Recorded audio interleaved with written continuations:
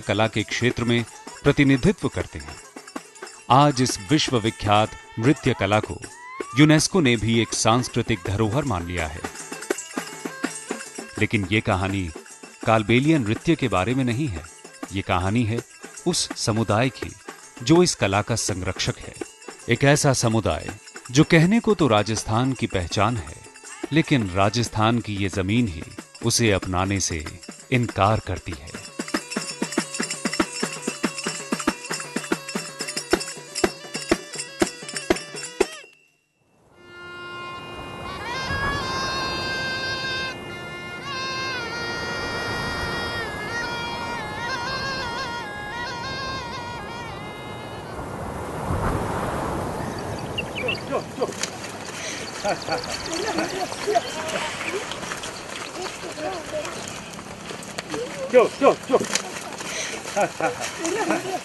कालबेलिया एक संपेरा, एक खानाबदोश जाति। सदियों से इस बंजारा समुदाय की जीविका का आधार जहरीले सांपों को पकड़ना और अपनी कला से दूसरों का मनोरंजन करना रहा है।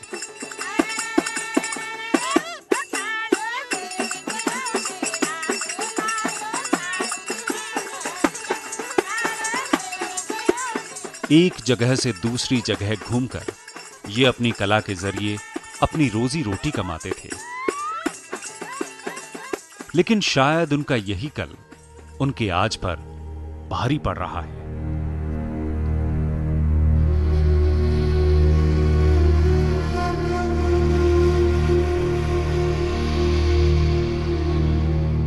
राजस्थान की ही मिट्टी में पैदा हुए कालबेलियों के लिए अब राजस्थान में ही कोई जगह नहीं है। मीलों मील बियाबान इस प्रदेश में ये लड़ाई बस 2 गज जमीन के लिए है। Wild life act 1972। इस एक्ट के अनुसार जंगली जीव जंतुओं को मारना या उन्हें पकड़ना कानूनन जुर्म है। कालबेलियों को अपना पारंपरिक धंधा छोड़ना पड़ा। गिने चुने कालबेलिये ही हैं जो आज भी अपना पुराना काम, या सरकारी भाषा में कहें तो ये जुर्म करते हैं।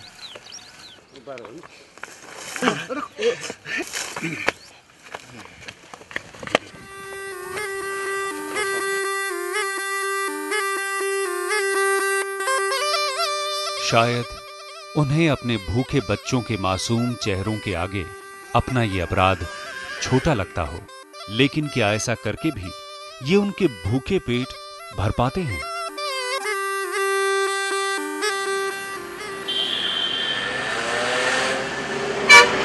समय बदल चुका है। टीवी और इंटरनेट की दुनिया में आज मनोरंजन के साधन बदल चुके हैं और साथ ही उसकी परिभाषा भी। आज चंद कालबेलिया लोग ही हैं जिन्हें गा बजाकर अपने परिवार का पेट भरने से शायद कुछ ज्यादा मिल जाता हो।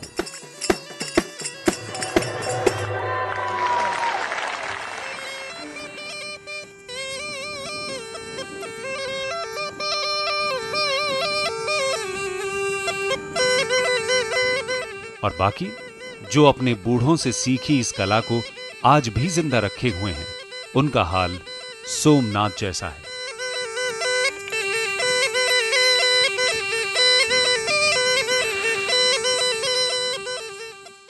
इतने कहीं कमाई में तो लखन कहीं को एक पेट गुजारा होता है साहब। कह रहे बिया शादी हुए तो साहब जाओ, नहीं जनो बुलावे तो जाओ, नहीं तो वहाँ बैठा हो ढोनियों में शक्कर लगाते हैं। रोटी दे दो, ढूकी पाकी दो, ठाडी वे तो रोटी दे दो साहब, भूखो मरो। परंपरा से ये मनोरंजन का काम कर रहे थे। इसका मतलब वो एक जगह अपना मनोरंजन करते, फिर दूसरे गांव चले जाते, फिर तीसरे गांव चले जाते, घूमते ही रहते। आज की तारीख में जब आप स्थायित्व होने की कोशिश कर रहे हैं, क्योंकि इनके परंपरागत साधन खत्म हो गए, तो अब इनसे रोजगार नहीं चल रहा, तो एक जगह रहने की कोशिश कर रहे हैं।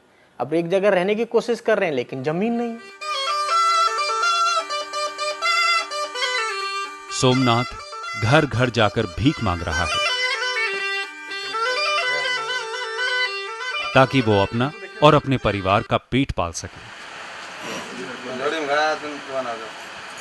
लेकिन समस्या जितनी दिख रही है उससे कहीं ज्यादा गंभीर है।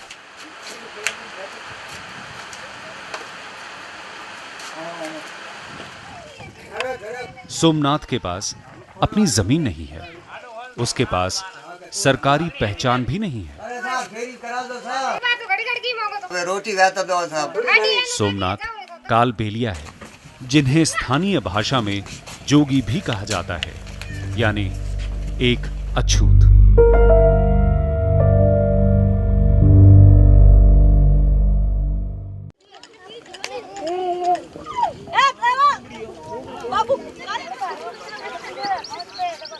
ये एक कालबेलिया डेरा है, पास के एक गांव की हद से 2 किलोमीटर दूर।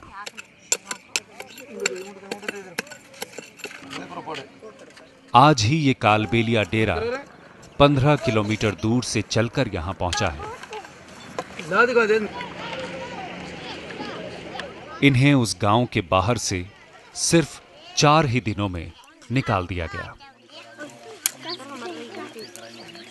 एक जगह रुकवा देता नहीं साहब, गांव वाला है नहीं, जो लोग एक जगह बैठने देता नहीं। यहाँ हमें 2 दिन यहाँ है तो 2 दिन दूसरे गाँव, फिर हुआ सो कैसा कि चला जाओ यहाँ से, तो फिर चला जाओ।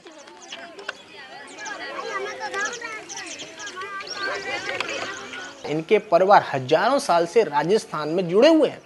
कमाल इस बात का है कि राजस्थान जाना ही जाता है कालबेलिया नृत्य के लिए, तो नृत्य को तो विरासत मान लिया और विरासत को सम्मानने वाली जाति को आपने धुतकार दिया। ये इस देश की विडंबना है।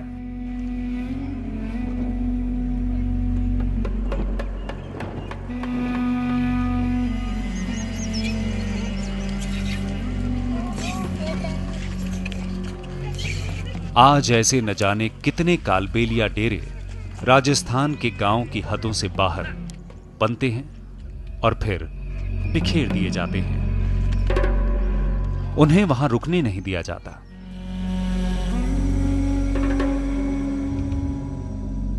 तीन दिन नहीं बेहवा देते हैं, एक दिन नहीं बेहवा देते। पाल्टी आता है, हमें हटा वाला काले हटा दे ला के निकल जाओ यहाँ से।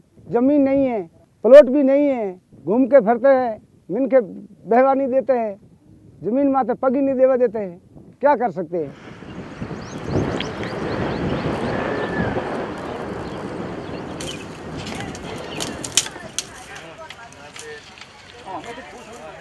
राजस्थान में थोड़े बहुत कालबेलिया डेरे ऐसे भी हैं जो लंबे समय से एक जगह पर रह रहे हैं।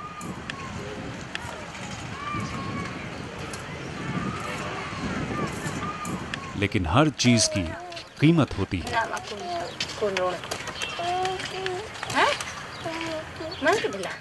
समुदाय के बगल में जो चौधरियों है, जो बड़ा गांव है, वो उनको स्थापित नहीं होने देता, उनको खदेड़ने की कोशिश करेगा। उन पर झूठे आरोप लगाए गए कि ये चोरी कर लिए, इन्होंने हमारी बकरी उठा ली, हमारा ये कर लिया, तो वो किसी भी हालत में उनको वहां से प्रताड़ित करके दूर भगाने की कोशिश